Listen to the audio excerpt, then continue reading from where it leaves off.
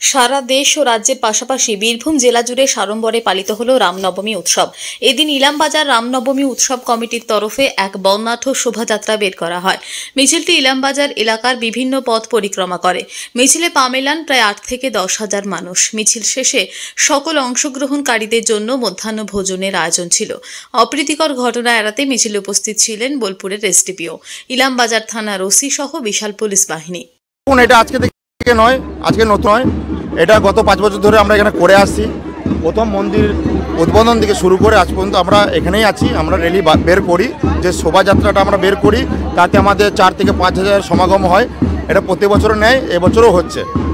আর সকল যারা হিন্দু আমরা আছি, তারা এই মিছিলে যাতে যোগদান দেয়, তাদেরকেও আহ্বান করব যে সকল যাদের রাজনীতি রং দেখে নয়, সকল হিন্দু যারা আছি, যারা আমরা শ্রীরাম প্রভু শ্রীরামকে আমরা পুছি, যারা মানি, তারা সকলকেই মিছিলে আহ্বান করছি আসার জন্য। অন্যদিকে রামনবমীর মিছিলে হাঁটতে দেখা গেল বোলপুর লোকসভা কেন্দ্রের বিজেপি প্রার্থী প্রিয়া সাহাকে। এদিন বোলপুর রেল ময়দান থেকে রামনবমী উপলক্ষে একটি মিছিল বের হয়ে শহর পরিক্রমা করে।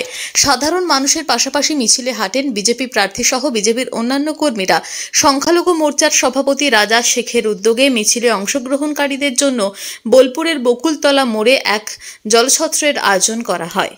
মিছিলে আমাদের 500 বছরের পর রামলালা আজ প্রতিষ্ঠিত হয়েছে, আপনারা জানেন, শ্রদ্ধেয় প্রধানমন্ত্রী নরেন্দ্র মোদীজির হাত দিয়ে। তো সেই খুশিতে আমরা আজ প্রত্যেক শোভাযাত্রায় অংশগ্রহণ করব। তার মধ্যে আমি প্রথমেই বোলপুর নগর মণ্ডলে আজ শোভাযাত্রায় অংশগ্রহণ করেছি। এভাবে আমার আরও সারাদিন আজকে কর্মসূচি আছে, একের পর এক কর্মসূচিতে আমরা যোগদান করব। সাধারণ মানুষের উদ্দেশ্যে এখানে কী করা হয়েছে? সাধারণ মানুষের উদ্দেশ্যে দেখুন, মোদীজি যেভাবে একের পর এক প্রকল্প করেছেন, আজকে মমতা সরকার যেভাবে বলছেন যে উনি যেভাবে কর্মসূচি, যে প্রধানমন্ত্রী আবাস যোজনা বলুন, হর ঘর জল বলুন, এছাড়াও আরও অনেক আছে, নাম করতে গেলে হয়তো আজ সারাদিন লেগে যাবে, এত প্রকল্প করেছেন। তো সেই প্রকল্প মমতা নিজের নাম নিয়ে চালাচ্ছে, মমতা ব্যানার্জি। এটা আমাদের শুভবুদ্ধি সম্পন্ন পশ্চিমবঙ্গের মানুষ প্রত্যেকেই জানেন এভাবে নির্যাতন হয়েছে। আগামী দিনে এটা যেন না হয়। এবং আমি এই বোলপুর লোকসভা প্রার্থী পিয়াসা, আমি এটুকুও বলতে চাই যে আমাদের নরেন্দ্র মোদীজি যেটা বলেন সেটা করেন, এবং উনি যে রাস্তা দেখাবেন সেই রাস্তাতেই আমরা চলব। ইলামবাজার থেকে জয়ন্ত মণ্ডল ও বোলপুর থেকে কাজী আমিরুল ইসলামের রিপোর্ট, টিভি নিউজ 10। সুলভ সঠিক চিকিৎসার একমাত্র প্রতিষ্ঠান বিবেকানন্দ হসপিটাল।